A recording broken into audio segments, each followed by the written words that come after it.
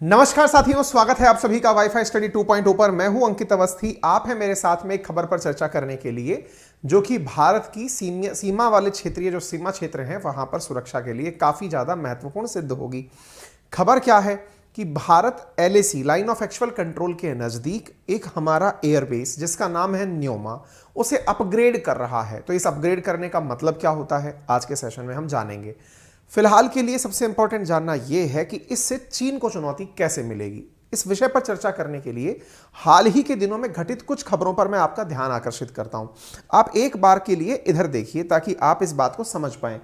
एक महीने पहले की यह खबर आपको दिखाई पड़ रही है जिसमें लिखा हुआ है कि फिर भिड़े भारत और चीन के सैनिक। कहां हुई थी यह घटना? अरुणाचल सीमा का एक मामला था जिसमें सुनने में आया था कि भारत के और चीन के सेना क्षेत्रों के जवान जो हैं उनके बीच में कुछ हाथापाई हुई है।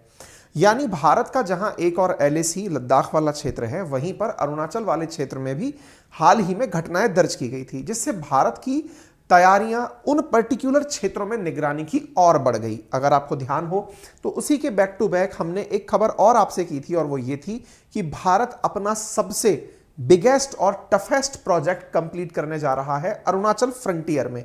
इसका मतलब यह हुआ कि भारत सरकार इंफ्रास्ट्रक्चर निर्माण के लिए अरुणाचल प्रदेश वाले क्षेत्र में इन प्रकार की स्थितियों से निपटने का प्रयास कर रही है। लेकिन इन सभी प्रयासों के बीच में एक खबर हम सबका ध्यान आकर्षित करती है। खबर क्या है? जनवरी 12, 2023 की खबर है। भारतीय आर्मी चीफ ने कहा कि चाइना बॉर्डर पर जो सिचुएशन है वो अनप्रिडिक्टेबल है। यह 12 जनवरी 2023 की खबर है।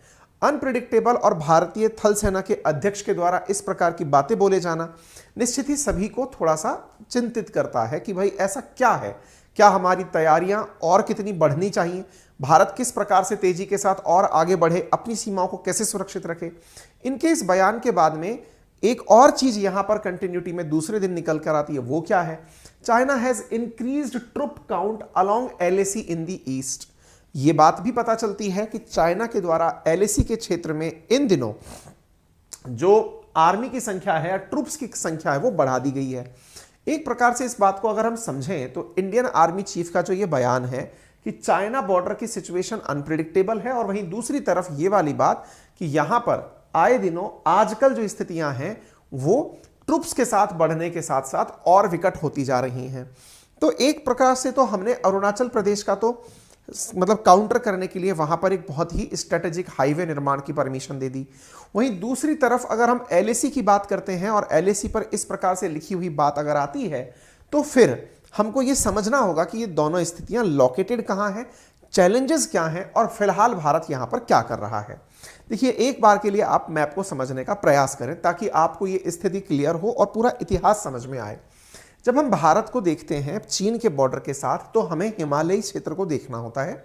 हिमालयी क्षेत्र में हम भारत के साथ चीन की जो सीमा है उसे 3 भागों में विभक्त करके सामान्यतया डिस्कस करते हैं। ईस्टर्न सेक्टर, सेंट्रल सेक्टर और ये जो आपका वेस्टर्न सेक्टर है। इन 3 भागों में बात वेस्टर्न सेक्टर की होती है तो लद्दाख और जम्मू कश्मीर में चीन भारत के साथ सीमा साझा करता है। वहीं सेंट्रल सेक्टर में हिमाचल प्रदेश और उत्तराखंड में सीमा साझा करता है। वहीं सिक्किम और अरुणाचल प्रदेश में ईस्टर्न सेक्शन के अंदर सीमा साझा करता है। भारत और चीन की जो सीमा क्षेत्र है वो 3488 किलोमीटर का है। इनमें से ये वाली जो लाइन आपको दिखाई दे रही है डार्क कलर की, ये मैकमोहन रेखा के नाम से जानी जाती है। लेकिन भारत और चीन के बीच हुए 1962 के वॉर में यह सीमा विस्थापित होकर थोड़ा अंदर की तरफ आ गई और इसे 1993 में भारत और चीन की आधिकारिक सीमा मान लिया गया। यानी एक प्रकार से जिसे आप LAC बोलते हैं, लाइन ऑफ एक्चुअल कंट्रोल, वो 1993 की दोनों सरकारों ने आपस में डिस्कस करके मान लिया कि यह क्षेत्र अब हम दोनों के बीच का बॉर्डर एरिया कहलाएगा। तो ये जो आप ब्लैक डॉट से देख रहे हैं असल मायने में अभी फिलहाल दोनों देशों की सीमाएं इसी बॉर्डर के, दोनों देशों की सेनाएं इसी बॉर्डर के इर्द गिर्द खड़ी रहती हैं, ना कि मैकमोहन लाइन के। ठीक है, अब जब हम बात LAC की करते हैं तो जो फिलहाल जो आप डिस्प्यूट सुनते हैं वो भी इसी LAC के आसपास सुनाई पड़ते हैं। मैकमोहन रेखा तक तो रीच ही नहीं है, यहां पर कोई चर्चा नहीं हो रही है, चर्चा LAC पर हो रही है। अब बात अगर LAC की हो तो फिर यह विवाद कब से है जो आज हम इस प्रकार से देखते हैं। ये 3488 किलोमीटर लंबा बॉर्डर जो है ये 61 साल से, क्योंकि जब से 1962 की लड़ाई है उसके बाद से ये कहानी निकल कर आई है। ऐसी स्थिति में भारत और चीन के बीच उसके बाद भी 67, 75, 87, 17, 20, 22 इनमें भी डिस्प्यूट हुए हैं। अभी 7 फरवरी को यहां पर एक खबर और आती है, और वो क्या है कि भारत की तरफ से आर्मी कमांडर का यह जवाब आया कि हम पूरी तरह से एप्रोप्रिएट तरीके से चीन को मुकाबला देने के लिए तैयार हैं। एक प्रकार से पहले चिंता जाहिर की गई थी कि उसकी स्थिति अनप्रिडिक्टेबल है, लेकिन हम लोग पूरी तरह तैयार हैं। पूरी तरह तैयार हैं, ऐसी बात क्यों आई? इसके पीछे की एक खबर है जिसका आज हेडिंग है। हेडिंग क्या है?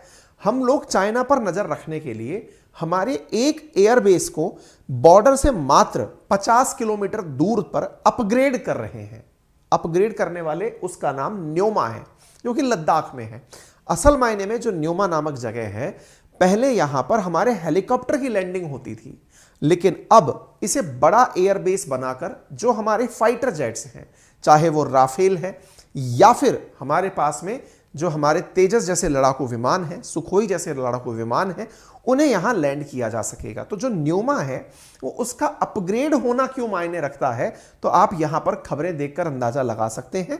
50 किलोमीटर दूर LAC से भारत अपने लेह के अंदर न्योमा एयरबेस को अपग्रेड कर रहा है। अब तक क्यों नहीं किया? अब तक इसमें बहुत सारी टेक्निकलिटीज थी, जैसे क्योंकि ये जिस क्षेत्र में है वो पहाड़ी क्षेत्र है, ऊंचाई पर स्थित क्षेत्र है, इंडिया का one of the highest airfield होगा। इसके साथ साथ यहां पर पर्यावरण का भी काफी ज्यादा इशू था। पर्यावरण विभाग के द्वारा ऑप्टिकल फाइबर केबल बिछाए जाने की परमिशन मिलने के बाद, टेलीफोनिक कनेक्शंस की कनेक्टिविटी की परमिशन मिलने के बाद यहां पर कार्य शुरू हो रहा है। तो अब यहां पर एक बहुत बड़ा रनवे बनाया जाएगा, और उस रनवे के बनाने से भारतीय सेना के लिए मिलिट्री इंफ्रास्ट्रक्चर बनाने में बड़ी मदद मिल जाएगी। तो एक प्रकार से न्योमा अब एडवांस लैंडिंग ग्राउंड जो है वो अपग्रेड करने का काम सरकार के द्वारा मई 2023 में शुरू कर दिया जाएगा। वर्ष 2025 तक हमें यह बनकर तैयार हो जाएगा, और यहां पर जो सबसे इंपॉर्टेंट चीज है वो सड़क सुरक्षा संगठन जो है BRO, उसके द्वारा इसे अपग्रेड किया जाएगा। इंडियन मिलिट्री के द्वारा एयरबेस न्योमा पर काम 2022 के अंदर शुरू करवाने की कवायद शुरू की गई थी। वाइल्ड लाइफ बोर्ड के द्वारा क्लियरेंसेस लिए गए थे। 508 हेक्टेयर भूमि जो है वो चांगहाट वाइल्ड लाइफ सेंचुरी के अंदर से हमने यूज करने की परमिशन मांगी थी, तो वो हमें परमिशन फिलहाल के लिए मिल गई है। उम्मीद है कि अब आप इसको समझ गए होंगे। अब सवाल है कि ये है कहां पर? आपने कहा कि ये LAC के 50 किलोमीटर ही के दायरे में है, तो ये 50 किलोमीटर का दायरा किधर है? तो अगर आप LAC बॉर्डर को देखते हैं तो आप यहां पर इस न्योमा को देख सकते हैं, यानी अक्साई चीन के थोड़ा दक्षिण की तरफ आप यहां पर न्योमा को देख पाएंगे। गलवान वैली इसके दक्षिण में है, इसके काउंटर में है, और इसके इस तरफ यानी प्योंगयांग लेक के नजदीक की तरफ ये जो है ना पेंगोंग लेक के नजदीक की तरफ आपको न्योमा दिखाई पड़ रहा है। अब सवाल बनता है, हम इतना ऊंचाई पर एयरफील्ड बना रहे हैं, क्या हमारे और भी एयरफील्ड हैं? बिल्कुल हैं। जैसे आप यहां पर ये जितने भी रेड डॉट्स हैं, यहां पर हमारे एयरफील्ड्स या एयरबेस बने हुए हैं। चीन की कितनी तैयारी है, अब हम वो भी बात करते हैं। जहां तक पहली बात है कि इसको डेवलप कौन करेगा, तो बॉर्डर रोड ऑर्गेनाइजेशन BRO के द्वारा किया जाएगा, और भारत सरकार इस पर तेजी से काम करना शुरू कर चुकी है। लगभग 230 करोड़ रुपए का इस पर खर्च आएगा और तैयारी की जाएगी। ये जितने भी आपको मतलब यहां पर दिखाई दे रहे हैं सैफरन कलर के, ये सारे इंडियन एयरबेस हैं जहां पर हमारे मतलब फाइटर जेट्स लैंड कर सकते हैं। वहीं अगर हम चाइनीज साइड की बात करें तो चाइना ने यहां पर बड़ी मात्रा में एयरबेस तैयार कर लिए हैं। यानी जब से हमारे बीच में मतलब एक तरह से थोड़े से मामले खराब होने लगे हैं, चाइना के द्वारा हमारे उत्तर और पूर्व की तरफ लगभग 16 नए एयरबेस तैयार किए हैं। उन 16 एयरबेस के कंपैरिजन में भारत भी अपनी तैयारियां दुरुस्त कर रहा है। तो एक प्रकार से आप यूं समझिए कि इनकी इस जगह पर तैयारी बहुत सारे एयरबेसेस के साथ है, तो उन्हें काउंटर करने के लिए भारत को भी अपने एयरबेस पूरी तरह तैयार रखने होंगे। फिलहाल जिस जगह पर Chinook heavy lift helicopter MI-17 जैसे हेलीकॉप्टर उतरते हैं, अब वहां पर अपग्रेड होने के बाद तेजस, मिराज, राफेल, सुखोई जैसे फाइटर जेट्स उतर पाएंगे। यह न्योमा के अपग्रेड होने का हमें फायदा मिलेगा। उम्मीद है आप सभी साथियों को यह जानकारी काम की लगी होगी, जानकारी अच्छी लगी हो तो इसे अपने साथियों के साथ जरूर साझा करें। चैनल पर नए हैं तो चैनल को सब्सक्राइब करें, और इस चैनल को सब्सक्राइब करने के साथ साथ वीडियो पसंद आ जाए तो लाइक का बटन भी दबा दें। फिलहाल के लिए इतना ही।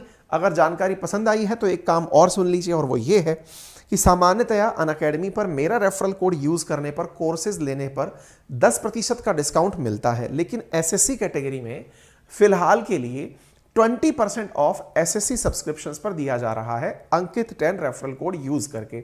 12 महीने का सब्सक्रिप्शन आज रात 12 बजे तक आपको 5467 रुपए के अंदर उपलब्ध कराया जा रहा है।